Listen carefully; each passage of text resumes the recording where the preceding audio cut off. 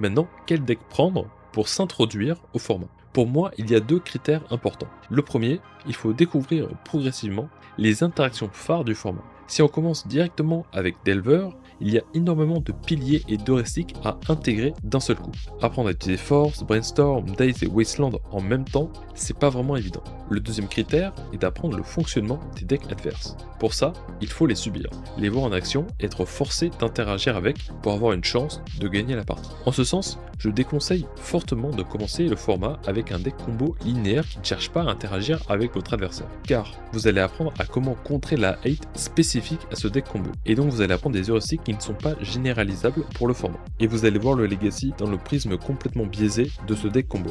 Alors oui, bien sûr, si vous êtes un joueur exclusif d'un archétype spécifique, bah jouez l'archétype 1, vous faites ce que vous voulez.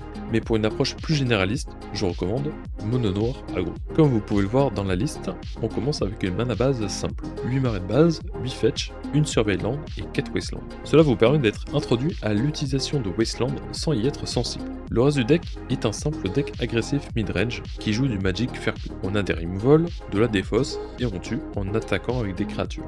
Le gros avantage du noir, c'est que la défausse va vous forcer à voir et analyser les mains adverses, comprendre leurs plans ou au moins faire des hypothèses. Pour le reste, si vous avez joué à du Magic compétitif auparavant, il n'y a rien de perturbant. Ça a l'avantage de vous permettre de découvrir le format avec un deck confortable à piloter. Je vous conseille donc de copier ce deck exactement carte pour carte et de jouer au moins une dizaine de matchs pour prendre la température du format. Une fois cela fait, vous aurez normalement joué contre la plupart des piliers du format et vous aurez une idée de comment votre adversaire les a utilisés contre vous. Vous pouvez alors continuer de jouer le deck mono noir s'il vous plaît, ou alors on peut passer à la vitesse supérieure. Et la vitesse supérieure, c'est bleu noir contrôle. C'est une version de bleu noir tempo